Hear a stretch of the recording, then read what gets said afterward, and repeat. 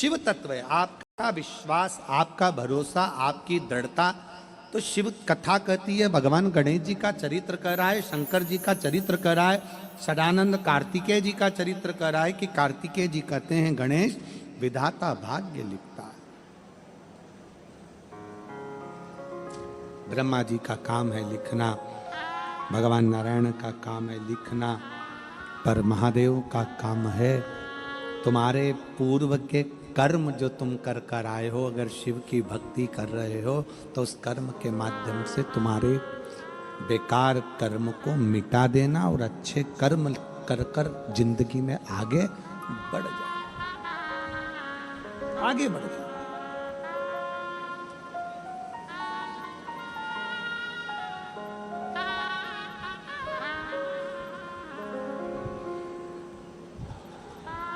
कुछ अच्छा कर्म करो, कुछ श्रेष्ठ कर्म करो। सोमनी जन्म तो ले ली पर शरीर ठीक नहीं।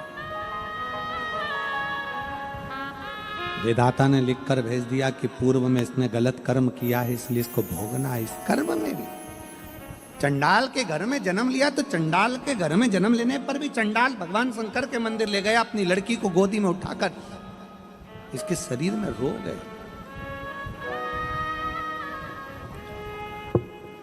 इसके शरीर में रोग है, नेत्रों में ज्योति नहीं है।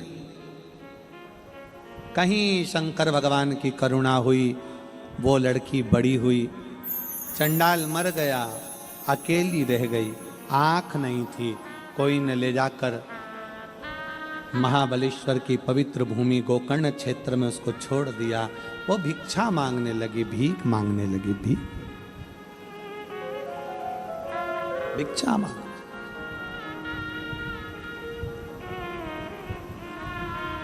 शिव कृपा किसको कहते हैं?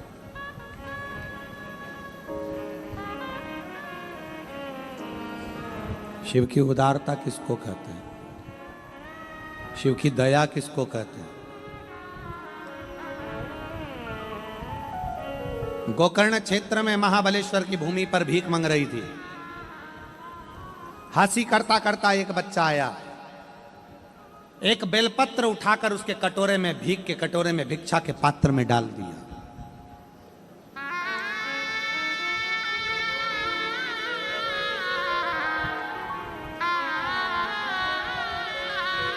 हमने पहले भी कथा में काज फिर कहते हैं, जिसके घर में बेलपत्री का वृक्ष होता है ना, उसके घर में सारे तीर्थ अपने आप विराजमान रहते हैं।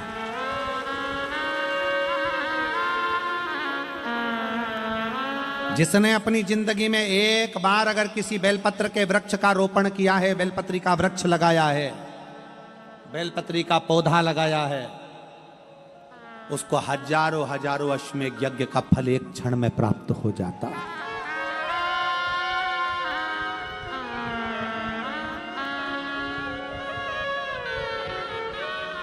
एक क्षण में प्राप्त हो। बेलपत्री उस लड़की के कटोरे में, जो आंख से अंधी है, शरीर में रोग है, बेलपत्री उसके कटोरे में डाल दी। वो कटोरे में पड़ी हुई बेलपत्र उस लड़की ने हाथ से निकाली, फेंक दिया। ना जाने कौन ऐसा व्यक्ति है जो मेरी हंसी उड़ा रहा है, मजाक कर रहा है, और मेरे कटोरे में पत्ती डालकर चले गया। उसने पत्ती को कटोरे में से निकालकर फेंक दिया।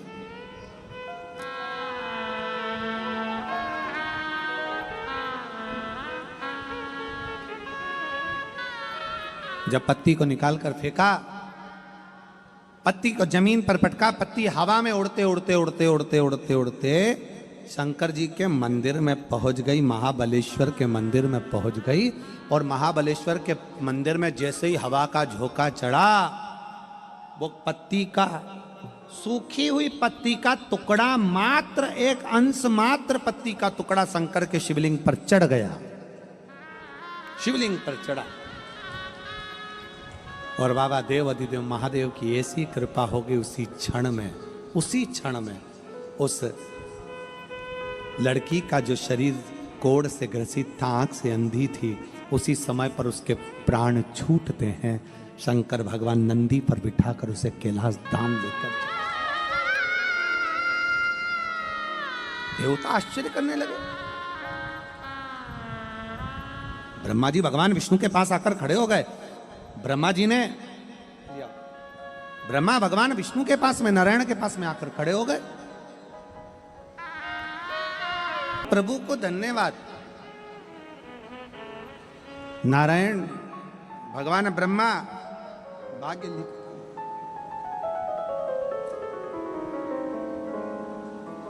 सारे देवता आश्चर्य में पड़ गए। भगवान ब्रह्मा भगवान विष्णु आपस में बात करने लगे। शंकर जी ने क्या कर दिया, ये वो लड़की है सोमनी जिसने पर पुरुष का गमन किया।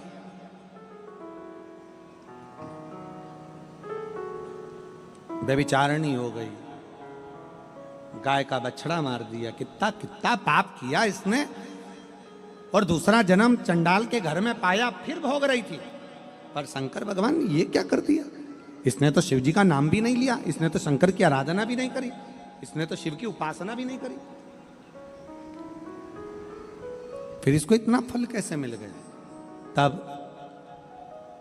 ब्रह्मा भगवान विष्णु देवता सारे की सारे शिव जी के पास आते। तभी तुमरुका जी ने कहा, नारायण प्रभु, हे ब्रह्मदेव, इस लड़की ने एक काम करा, इसके कटोरे में किसी ने बेलपत्र डाल दी थी, वो बेलपत्र सूख गई, जमीन पर पटकी, इसके हाथ से निकली हुई बेलपत्र जमीन पर गिरी, वो सूख गई। सूख कर उड़ते उड़ते छोटा सा टुकड़ा शंकर के शिवलिंग पर चढ़ गया, जिसका फल ये मिला कि शंकर भगवान इसको नंदी पर लेकर कैलाश धाम जाते हैं। नंदी पर लेकर, और जितना दिल से आप भगवान को पुकारोगे, जितना हृदय से शिव को आप भजोगे, जितना हृदय से भगवान शंकर को आप रमोगे, जितना हृदय से भगवान शंकर का आप स्मरण करोगे, शिव आपको उसी भाव से प्रकट होगा। अनायास आप नहीं भी भज रहे हो भगवान को, और मुख से हृदय से शिव की भक्ति आपके भीतर प्रवेश कर गई, तो वो सुख है, वो सुख है।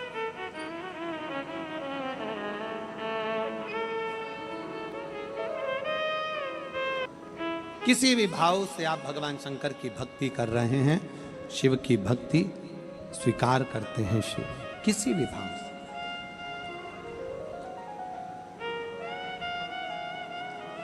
कितना सुंदर भाव है। शिव महापुराण की कथा कहती है, कंस विद्वान था, रावण विद्वान था, हिरण्यकशिपु विद्वान था, परंतु इनकी विद्वत्ता एक जगह पर काम नहीं करी। कंस विद्वान था, रावण विद्वान था, हिरण्यकशिपु विद्वान था, हिरण्याक्ष विद्वान था। जितने भी असुर होते हैं सब विद्वान होते हैं, जब ही तो भगवान उनको वर प्रदान कर देते हैं। विद्वत्ता है उनमें, उनके तप, उनकी साधना, उनकी शक्ति, उनका बल भगवान को प्रकट कर देता है। ये उनकी विद्वत्ता है।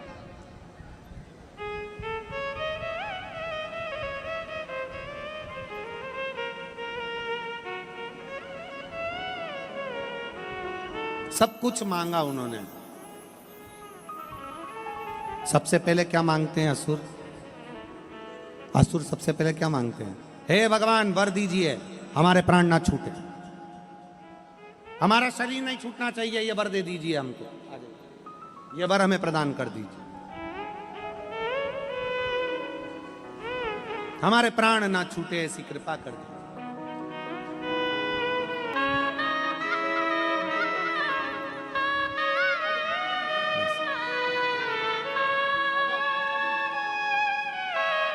शिव कृपा से, शंकर की उदारता से, इनकी बहू की बहन है जिनको कैंसर हो गया था, और शिव की कृपा से एकदम ठीक हैं, और जो गांठ थी छाती में वो भी गल चुकी है। उसी के भाव में आप बेलपत्र लेकर जाओ। शिव तत्व।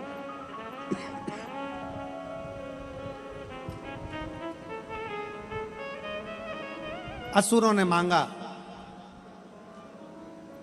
क्या मांगा? जितने भी असुरों को देखोगे, रावण ने मांगा मेरे प्राण ना छूटे, मैं मरूं ना। कंस ने मांगा मेरे प्राण ना छूटे, मरूं ना। हिरण्यकशिपु ने मांगा मैं मरूं ना, मेरे प्राण ना छूटे, मेरा शरीर ना छूटे। कितने विद्वान थे। परशु महापुराण की कथा कहती है ऐसी विद्वत्ता किसी काम की नहीं। जो मांग रहे हैं तो केवल इतना मांग रहे हैं कि मेरे शरीर ना छूटे। विद्वत्ता उसको कहते हैं, शिव पुराण कहती है, वेद व्यास जी कहते हैं, विद्वत्ता उसको कहते हैं कि कभी अगर भगवान तुम्हारे सामने आकर खड़ा हो जाए और कहे कि वर मांग, तो सबसे पहला वर ये मांगना चाहिए कि तेरे चरण ना छूटे। बस ऐसी कृपा कर, तेरे चरण ना छूटे।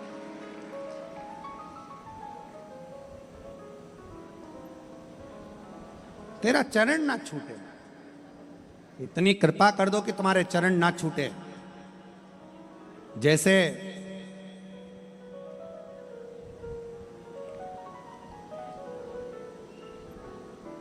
भगवान श्री गणेश जी महाराज ने भगवान शंकर के साक्षी में परिक्रमा करने के बाद में मांगा कि शिव ऐसी कृपा करिए। बोले बाबा पिताजी ऐसी कृपा करो कि आपके चरणों की सेवा नित्य करता रहूं, आपके चरणों में रमता रहूं, आपके चरणों की सेवा में दिन रात लगा, सेवा ना छूटे। हे प्रभु इतनी कृपा करना कि मेरे प्राण भी छूटे तो तेरी साक्षी में छूटे, कुछ नहीं, कुछ।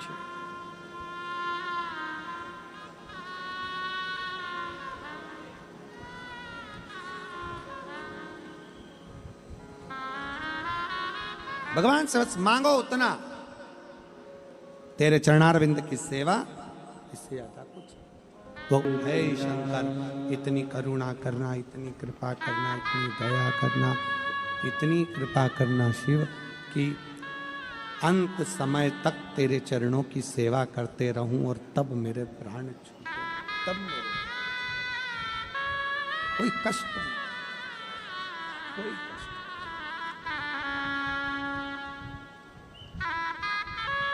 ब्रह्मा जी और भगवान विष्णु ने कहा, ब्रह्मा और भगवान विष्णु कह रहे हैं शिव ये तुमने क्या कर दिया?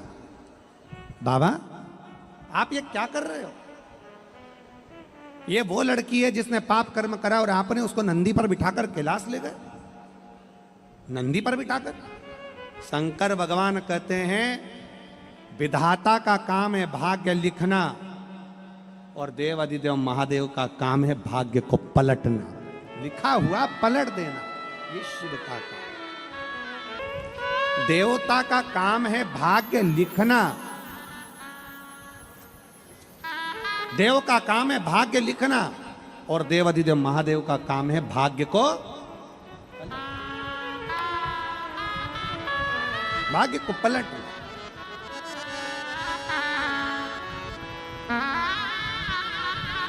शिव कथा कह रही है, भगवान शंकर का चरित्र कर रहा है, भगवान शंकर का संवाद कर रहा है। सोमनी का भाग्य पलटने की जवाबदारी मेरे देव अधिदेव महादेव, क्योंकि बेलपत्र का एक अंश उनके ऊपर चढ़ गया। भूलवश भी हम किसी एक वृक्ष को, एक पौधे को, बेलपत्र के पौधे को लगा देते हैं, उसका अपने हाथ से बेलपत्र का पौधा लगाया, बड़ा हो गया, उसकी पत्ती टूटकर भगवान शंकर को चढ़ रही है, तो समझ लेना कि तुमने जिंदगी में सबसे बड़ा कार्य कर लिया है, सबसे बड़ा कार्य। शिव कथा करे, भगवान शंकर का संवाद कर रहा है, शिव महापुराण की कथा कर। समय आया तारकासुर को मारने के लिए भगवान षडानंद कार्तिकेय जी का प्रागट्य हुआ और तारकासुर का संहार करने के लिए षडानंद कार्तिकेय प्रकट होते हैं, जिन्होंने तारकासुर का संहार किया। तारकासुर के 3 बेटे हैं, तारकाक्ष, विदुम्माली, कमलाक्ष।